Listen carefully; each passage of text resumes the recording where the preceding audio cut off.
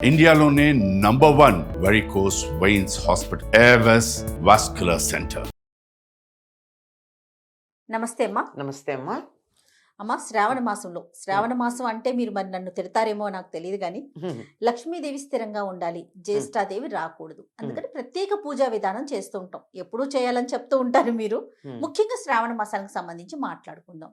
ఎప్పుడైనానమ్మా వెలుగు కావాలంటే చీకటిని నువ్వు పో అంటే పోతుందా? వెలుగొచ్చే పని మనం చేయాలి కదా. చీకటిని తిడుతూ కూర్చోవటం కన్నా చిరుదీపం వెలిగించటం మిన్నా అన్నాడు రవీంద్రనాథ్ ఠాగూర్. అంతే. దరిద్ర దేవత పోవాలి అంటే నువ్వు పో అంటే ఆవిడ పోదు. కోపం కూడా వస్తుంది. ఆవిడ కోపం వచ్చి మరీ పట్టుకుంటుందేమో చెప్పలేం. అందుకని ఆవిడ పొమ్మని చెప్పొద్దు. లక్ష్మీదేవి వచ్చే మార్గాలు చూద్దాం. అది ఈవిడ వస్తే ఆవిడ వెళ్ళదు. దీనికి ఒక చిన్న కథ చెప్తారమ్మా చమత్కారంగా. ఒకసారి ఎప్పుడో ఒక పండితుడి దగ్గరికి వీళ్ళిద్దరు పోటీ పడి వాదన చేసుకుని వచ్చారట. అక్క చెల్లెళ్ళిద్దరు. మా ఇద్దరిలో ఎవరు అందంగా ఉంటారు చెప్పమని. లక్ష్మీదేవి అందంగా ఉందంటే జ్యేష్ఠాదేవికి వచ్చిందంటే పట్టుకుని పీడిస్తుంది. జ్యేష్ఠాదేవి అందంగా ఉంటుందంటే లక్ష్మీదేవి అలిగి వెళ్ళిపోతే రెండూ నష్టమే. ఏది చెప్పినా. ఎవరు పెద్దని అంటారమ్మా శాస్త్రం ప్రకారం? జ్యేష్ఠాదేవి పెద్దది, దరిద్ర దేవత పెద్దది. అందుకే పెద్దమ్మ అంటూ ఉంటాం. అంటే ఆయన ఆలోచించట, ఒక్క నిమిషం, పండితుడు కదా, ఒక్క నిమిషం ఆలోచిస్తాను ఉండండి అని. ఇద్దరు ఒక్కసారి అలా వెళ్ళి ఇలా రండి అన్నట్ట. ఇద్దరు బయటికి వెళ్ళారు, లోపలికి వచ్చారు. అమ్మా నువ్వు వెడుతుంటే ఎంత అందంగా ఉన్నావు అన్నట్ట జ్యేష్ఠాదేవితో. ఆవిడ అలా వెడుతూనే ఉంది. లక్ష్మీదేవితో అమ్మా నువ్వు వస్తుంటే ఎంత అందంగా ఉన్నావు అన్నట్ట. ఈవిడ వస్తూనే ఉంది. బాగుంది. అది అట్లా అట్లా సంపద కావాలి అంటే దానికి తగిన ఏర్పాటు చేయాలి. కానీ దరిద్రం పోవాలంటే ఎట్లా పోతుందమ్మా? చీకటి పో అని ఎంతన్నా పోదు. దీపం వెలిగించడం చేయాలి. లక్ష్మీదేవి వచ్చి కూర్చుని ఏర్పాటు చేయాలి. ఎవరైనా వచ్చి కూర్చోవాలంటే ఏం చేయాలమ్మా? వాడు కూర్చోవడానికి తగిన వాతావరణం కల్పించాలి. అంతే కదా. కరెక్ట్ అమ్మా. మీరు రమ్మని మిమ్మల్ని పిలిచి నేను నా ఇంట్లో సామాను పెట్టి కుర్చీ నిండా సోఫాల నిండా సామాన్లు పెట్టేసి కూర్చోండి అంటే ఎక్కడ కూర్చుంటారు? నిలబడి మళ్ళీ వస్తానమ్మా అని వెళ్ళిపోతారు మర్యాదస్తులు అయితే. అమర్యాదగా ఉన్న వాళ్ళతో ఎక్కడ కూర్చోమంటావు అని చెప్పేసి పోతారు. కానీ మళ్ళీ వస్తానమ్మా పని ఉంది అని చెప్పి వెళ్ళిపోతారు. అలా పనుంది మళ్ళీ వస్తానని చెప్పి మర్యాదగా కూడా వెళ్లకుండా వచ్చిన లక్ష్మీదేవి ఇంకొంచెం సేపు ఉంటే బాగుండి ఇక్కడ అనిపించే వాతావరణం కల్పిస్తే లక్ష్మీదేవి ఉంటుంది. అది కల్పించవలసినటువంటి బాధ్యత లక్ష్మి రావాలి అంటే ఆవిడ తాను ఉంటానని చెప్పినటువంటి ప్రదేశాలు ఏవైతే ఉన్నాయో వాటిని ఒక్కసారి గుర్తు చేసుకుని తదనుగుణంగా మన ఇంటిని ఉంచుకోగలిగితే లక్ష్మీదేవి స్థిరంగా ఉంటుంది. ఆవిడకున్న నామాల్లోనే మొట్టమొదట చెంచలాయే నమః. ఆవిడ అథాంగ పూజ చేసేటప్పుడు మొట్టమొదటి అథ అంటే ఇక అనమాట. అవయవాలన్నిటినీ పూజ చేసేటప్పుడు చెంచలాయే నమః పాదవ పూజయామి, చపలాయే నమః జానుని పూజయామి. ఆవిడ నామాలే చెంచల చపల. అంతే. అలా ఉంటేనే దానికి విలువ. కదలకుండా ఉంటే డబ్బు కూడా కంపు కొడుతుంది. అవునమ్మా, మురిగిపోతుంది. అంచేత ఆవిడ కదులుతూ ఉండాలి. అందుకే ఇంగ్లీష్లో కరెంట్ అన్నారు, కరెన్సీ అన్నారు డబ్బుని కదా. కరెంట్ అంటే ప్రవాహం. అది ప్రవహించినంత కాలం అది బాగుంది. తీసుకెళ్ళి దాచిపెట్టామంటే స్విస్ బ్యాంక్ లో గోవింద. అంతే కదా. అక్కడి నుంచి తెచ్చుకున్న వాళ్ళ సంఖ్య చాలా తక్కువ అండి. స్విస్ బ్యాంక్ లో పెట్టిన వాళ్లే తప్ప తెచ్చుకున్న వాళ్ళు చాలా తక్కువ. దాని చాలా పెద్ద ప్రాసెస్ ఉంటుంది. అది చాలా వ్యవహారం. మొత్తం ఆ దేశంలో ప్రతి మనిషికి సుఖంగా ఉండవలసినంత సొమ్ము ఉందిట. ఒకసారి ఎన్నో సంవత్సరాలు ఎన్నో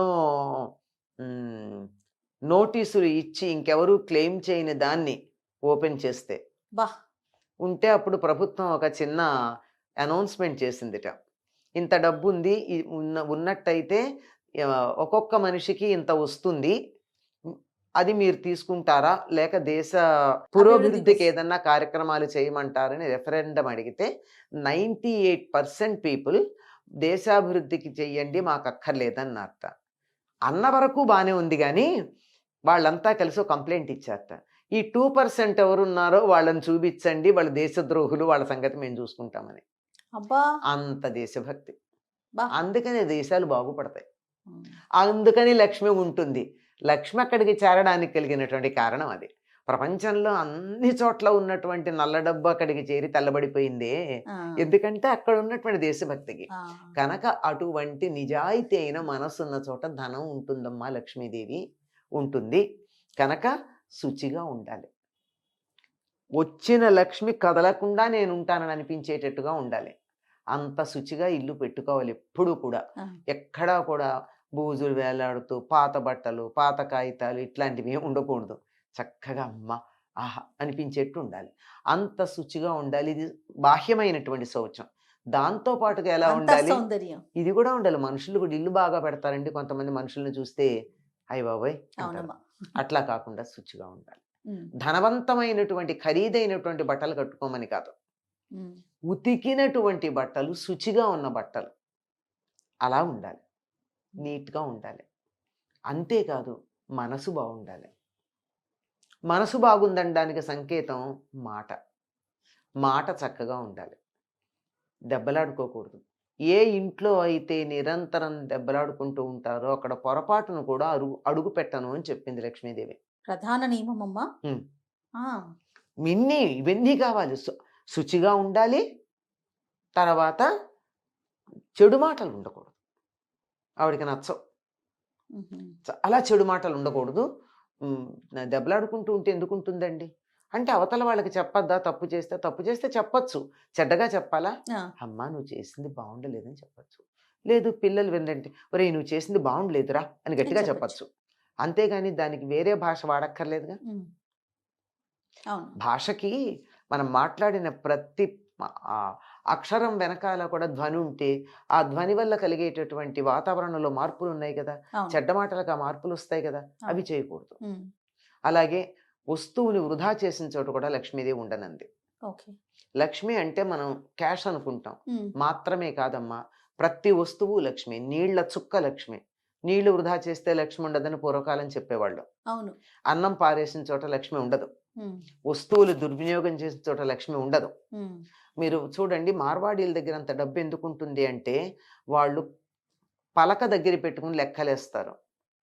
ఉమ్, చెరిపేయచ్చు, మళ్ళీ వాడచ్చు. ఆ, అలాగే మనలాగా కాగితాల మీద వేసి కాగితాలు చింపి పారేయరు. పైగా ఏమన్నా రఫ్ రాయాలన్నా, ఒక నోట్ రాయాలన్నా ఒకవైపు ఖాళీ ఉన్నటువంటి కాగితాలు వాడతారు తప్ప ప్యూర్ వైట్ పేపర్స్ వాడరు. అవును. చాలా జాగ్రత్తగా ఉంటారు. మరి ఏంటి వాళ్ళకేం లేక? వస్తువుని గౌరవించటం తెలుసు వాళ్ళకి. అది ఎక్కడైతే వస్తువుని గౌరవిస్తారో లక్ష్మి అక్కడ ఉంటుంది. అద్భుతం. ఉమ్, చాలా జాగ్రత్తగా ఉండాలి. దేన్ని వృధా చేయ, optimum use of the material, అక్కడ లక్ష్మి ఉంటుంది. ఉమ్, అంటే నా దగ్గర లేక కాదు, దరిద్రం కాదు, కక్కుర్తి కాదు, జాగ్రత్త. జాగ్రత్త, గౌరవం. ఆ, నేను అదే గౌరవం. అంటే అన్నం పడేస్తే నువ్వు ఒక్క మెతుకు తయారు చెయ్యి, నీకు పడేసే అధికారం ఉంది. అసలు నువ్వు కృతజ్ఞతతో తినాలి కదా.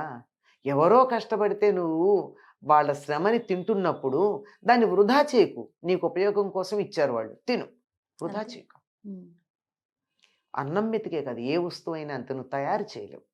తయారు చేయలేని దాన్ని పాడు చేసే అధికారం నీకు ఎక్కడుంది? ఏ మాత్రం లేదు. It is a grace.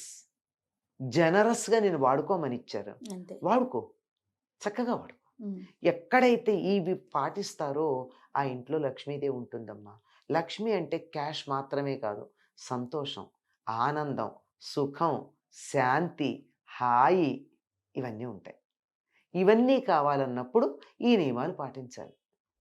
ఇల్లు శుచిగా పెట్టుకోండి, ఉమ్, ఒళ్ళు శుచిగా పెట్టుకోండి, మనసు మనస్సు. నీట్గా పెట్టుకోండి, వాక్కుని చక్కగా వాడుకోండి, వస్తువులను సద్వినియోగం చేయండి. ఖచ్చితంగా లక్ష్మీదేవే ఉంటుంది అక్కడ. లక్ష్మి ఉంటుంది. చాలా సంతోషం అమ్మా. నమస్తే.